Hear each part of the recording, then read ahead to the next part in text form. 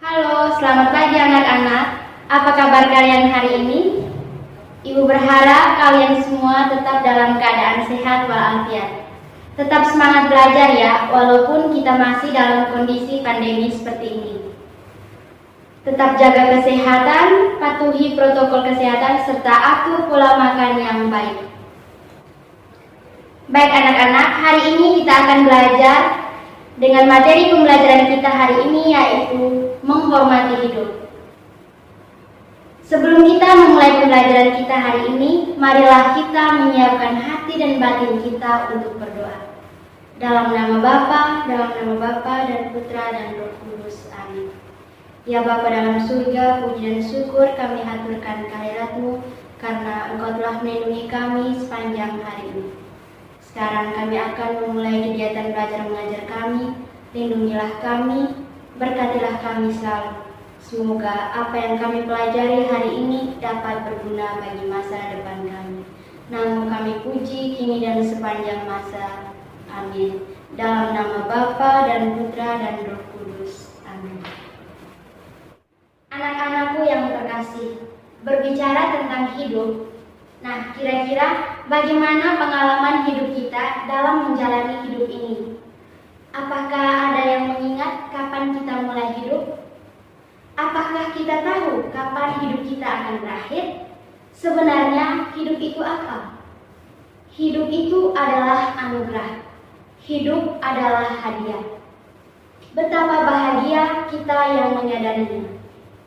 Hidup sudah diberikan Tuhan kepada kita. Selagi Tuhan masih memberikan kita kehidupan, maka kita dapat menggunakannya seolah-olah milik kita sendiri. Meskipun kita tahu bahwa hidup ini sebenarnya bukan milik kita. Hal ini dibuktikan dengan adanya peristiwa orang meninggal. Pada saat itu, kuasa manusia tidak dapat berbuat apa-apa atas hidup yang sudah diambil oleh Tuhan. Maka sesungguhnya hidup adalah anugerah Tuhan. Baik anak-anak, sekarang kita akan mendengarkan tentang kisah Bunda Teresa. Bunda Teresa merupakan salah satu tokoh kemanusiaan yang bekerja bagi orang miskin, sakit, melarat karena ia menghargai hidup manusia.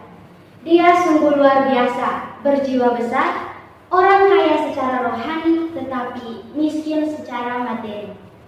Sebelum Bunda Teresa meninggal, ia pernah menulis dalam buku hariannya, yaitu hidup adalah kesempatan, gunakan itu. Hidup adalah keindahan, kagumi itu. Hidup adalah mimpi, wujudkan itu. Hidup adalah tantangan, hadapi itu. Hidup adalah kewajiban, penuhi itu. Selain itu, Bunda Teresa pernah menulis bahwa hidup terlalu berharga, jangan rusakkan itu. Hidup adalah hidup, berjuanglah untuk itu. Baik anak-anak, setelah mendengarkan kisah Bunda Teresa, sekarang Ibu akan memberikan kalian pertanyaan. Apa yang dikisahkan dalam cerita tersebut? Ya, yang diceritakan dalam kisah tadi yaitu tentang Bunda Teresa. Siapakah Bunda Teresa? Ya, Bunda Teresa merupakan salah satu tokoh kemanusiaan yang bekerja bagi kaum miskin, sakit, melarat, karena ia menghargai hidup manusia. Apa pesan dari kisah Bunda Teresa? Pesan dari kisah Bunda Teresa bagi kita yaitu kita harus menghormati hidup. Selagi Tuhan memberikan kita kesempatan untuk hidup, maka gunakan kesempatan itu sebaik mungkin. Baik anak-anak, sekarang kita akan mendengarkan firman Tuhan yang diambil dari Injil Matius bab 5 ayat 21 sampai 24. Semoga Tuhan selalu beserta kita sekarang dan selama-lamanya. Inilah Injil Tuhan kita menurut Santo Matius.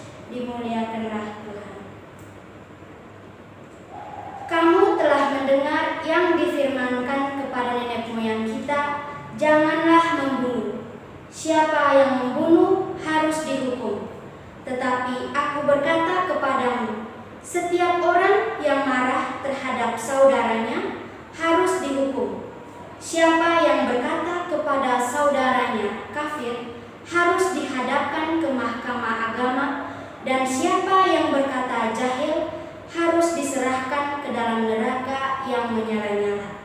Sebab itu, jika engkau mempersembahkan persembahanmu di atas mezbah dan engkau teringat akan sesuatu yang ada dalam hati saudaramu terhadap engkau, tinggalkanlah persembahanmu di depan mezbah itu dan pergilah berdamai dahulu dengan saudaramu, lalu kembali untuk mempersembahkan persembahanmu itu. Demikianlah sabda Tuhan. Terpujilah Kristus.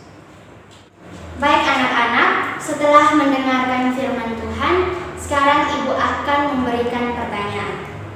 Apa pesan dari kitab suci yang sudah dibacakan tadi? Ya, pesan dari kitab suci tadi yaitu yang pertama, jangan membunuh, yang kedua, jangan marah, yang ketiga, jangan berkata kepada saudaranya kafir, dan yang terakhir adalah jangan berkata jahil. Baik anak-anak, seperti yang kita ketahui bahwa hidup ini adalah milik Tuhan, bukan milik kita. Maka hanya Tuhanlah yang berhak mengambil hidup kita. Manusia tidak boleh mengambil hidup orang lain ataupun mengakhiri hidupnya sendiri. Manusia tidak boleh membunuh orang lain ataupun membunuh dirinya sendiri. Jadi seperti pada bunyi perintah Tuhan yang kelima, yaitu jangan membunuh. Larangan ini diartikan secara positif, yaitu agar orang menghormati hidup. Jadi yang harus kita lakukan untuk menghormati hidup kita yaitu dengan cara melakukan hal-hal yang tidak merugikan hidup kita maupun hidup orang lain. Baik anak-anak, setelah mendengarkan kisah Bunda Teresa dan firman Tuhan yang diambil dari Injil Matius bab 5 ayat 21 sampai 24, kesimpulan yang dapat kita ambil adalah sebagai berikut. Sikap menghormati hidup itu sangat penting. Hidup itu adalah anugerah dari Tuhan.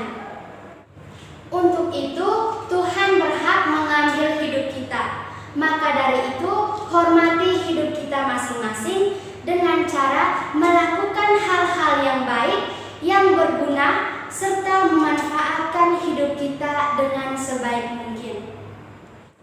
Kelimpahan hidup itu tidak ditentukan oleh berapa lama kita hidup, tetapi sejauh mana kita menjalani kehidupan yang bermakna bagi orang lain.